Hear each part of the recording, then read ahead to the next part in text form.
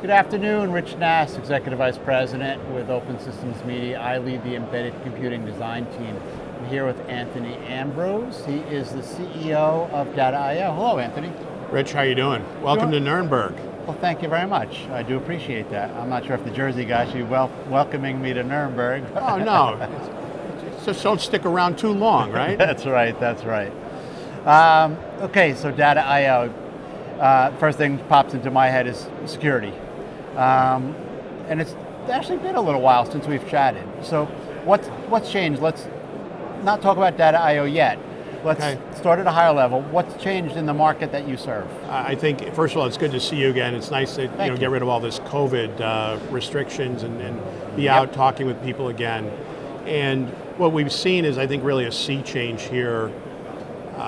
What's happening in security is, for years we were talking about what we could do for people in security, why it might make sense to do it. I think they were listening politely and sort of scratching their head, goes, it probably makes sense, but what do I want to pay for that? Is it going to be hard? My current products are selling just fine, but I think a number of things have happened. First of all, I'm going to make a note on something you said. Okay. Go ahead, keep going. The regulatory environment has changed dramatically. Here in Europe, the UK, Germany as well, but also in the United States. We just had the cybersecurity policy for the USA published about a week ago. There are several critical elements in there about Internet of Things and security of Internet of Things. So from number one, from a government policy perspective, there's been a sea change in the last several years. And so the needs for people building products, I think, are becoming much clearer, much more in focus. They know now that, first of all, I think there's also customer demand, real customer demand, but also government regulation giving them push, and I think that's nudging people to act more quickly than they have been in the past. So that's really area number one. I'm taking more notes on what you're saying. Go The ahead. second area is, if you look at the product offerings, starting from the semiconductor companies, but also all of the fellow travelers, people building tools, operating systems. There's a whole plethora of people out there that know what they're doing that can, I put it under broad term of simplification. Okay? People are product experts, they're experts in their own field, they may not be experts in security. And it's not like you can just go out and buy a bunch of security experts. They're hard to find, they're very expensive. And so what you really need to do is figure out how can you find partners, and more of those partners are available, and they package solutions to the point where, again, it's simpler now than it was 3 years ago to take a product from ideation to specification to market. Okay, so I want to go back to a couple of things you said, and not necessarily in order. People know that they need security, but they're not doing it. And we still have to get past that hurdle. Does it take being hacked to get somebody past that hurdle? How do we get them to get from, yeah, I know I need to do this, to actually implement it? Well, if you go back to your freshman psychology class in college, right, people respond to positive incentives or negative incentives, right? The carrot and the stick. I think we're from the government, we're here to help, is more of the stick incentive. You're going to pay if you get hacked, and it's your fault, and you didn't design the security in the product.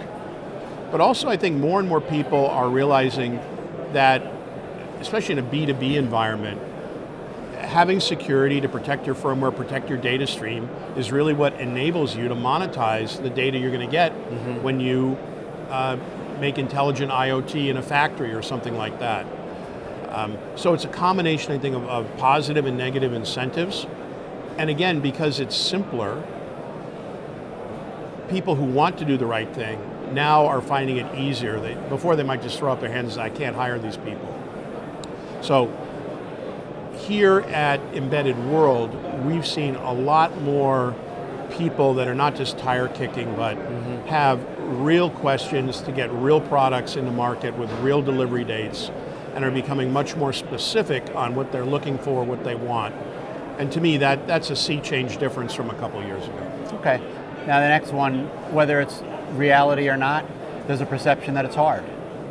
How do we get past that perception that it's just too hard to implement security? Well, I think it was hard. It was a real perception. Again, what we've seen is and I don't want to turn it into too much on Data.io, but we got that feedback pretty loud and clear from our early customers. So for example, and this is public, Rajiv, our CTO, did a talk on this. We actually showed the 80 fields that were available to you as a user for one of the more common secure elements currently available on the market. And this is an excellent part, but there's no way anyone can decide 80 answers to questions without really taking a lot of time to think about it. I don't care how easy the questions are. So what we've tried to do is consolidate most of the feedback on those questions to the obvious answers. So maybe now instead of 80 questions or decisions, you have 5. Now you can always unpack the 75 choices we've already made, Right. if you really want to. But if you come to us and say, "I need security," that's not sufficient for us to help you. Right. If you come to us and say, "I need to onboard to the cloud," okay, now I can help you. Right. Now I can say, "All right, you're onboarding the cloud. Here's your selection of semiconductor. We think this is what you need to do. A, B, C, D, and E. You need to tell us this information. It's a 1 hour or 2 hour phone call, not a 2-month back and forth. And we can get to a statement of work with a customer in a couple of weeks." That's a sea change from 2 years ago. And we're trying to make it even simpler and simpler. I've been pounding this theme. COVID slowed us down, the supply chain slowed us down, but I think it's with those receding in the background, I think we're really starting to see progress on making this simpler. So what's next for Data.io? Next for Data.io, we're building on some momentum we had in the second half of the year. Not just in our Centrix business, but in the overall business. More and more demand for programming in cars. I've talked at length about, it's not how many wheels are being produced out there, it's the fact that the amount of silicon in a car is growing by about 12% a year. And that's just not Data.io saying that, Rich. It's McKinsey, it's the semiconductor companies. Seems like it's faster than that. And what that means is that silicon needs to get programmed. And we'll get a good chunk of that. 60% of our business, as you know, is in automotive today. And we're in 18 of the top 20 tier ones. And I tell people, you cannot drive a mass-produced car without having some part of that programmed by Data.io.